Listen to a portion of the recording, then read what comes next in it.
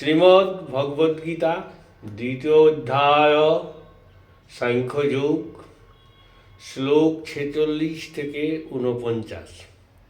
শ্লোক 46।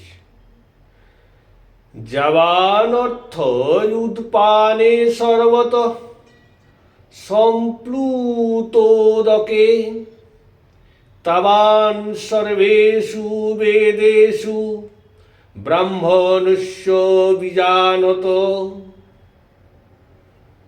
ছোট ছোট জলাশয় কিংবা কুয়ো যেমন বড় জলাশয়ের প্রয়োজন মিটিয়ে ফেলে, সেইরূপ ব্রাহ্মণ সর্ববেদের জ্ঞানের জ্ঞানী ব্যক্তির প্রয়োজন মিটিয়ে ফেলে।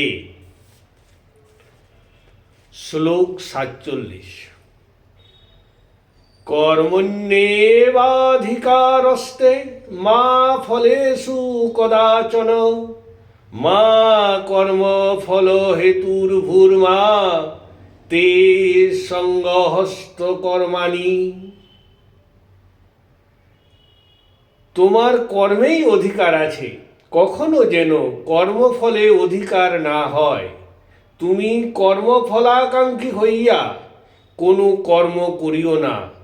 ধর্মচিত কর্ম না করার আসক্তি যেন না হয়।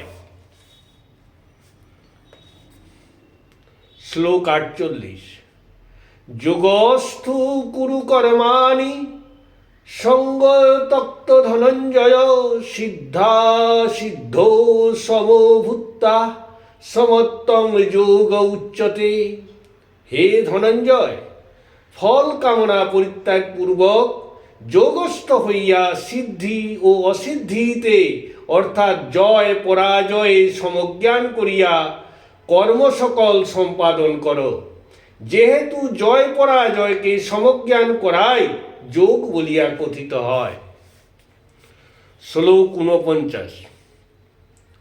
দূরেন হে বরং কর্ম বুদ্ধি যোগৎ ধনঞ্জয় বুদ্ধ শরণমন্নিচ্ছ কৃপণা ফল হেতব। হে ধনঞ্জয়, যেহেতু বুদ্ধি যোগ দ্বারায় কৃতকর্ম অতি নিকৃষ্ট, তাই বুদ্ধ কর্মের জন্য অর্থাৎ নিষ্কাম কর্মযোগের জন্য যত্নবান হও। কারণ নিষ্কাম কর্মই হল যোগের কৌশল, তার জন্য প্রার্থনা করো। হরে কৃষ্ণ কৃষ্ণ কৃষ্ণ হরে হরে, হরে রাম রাম রাম হরে হরে।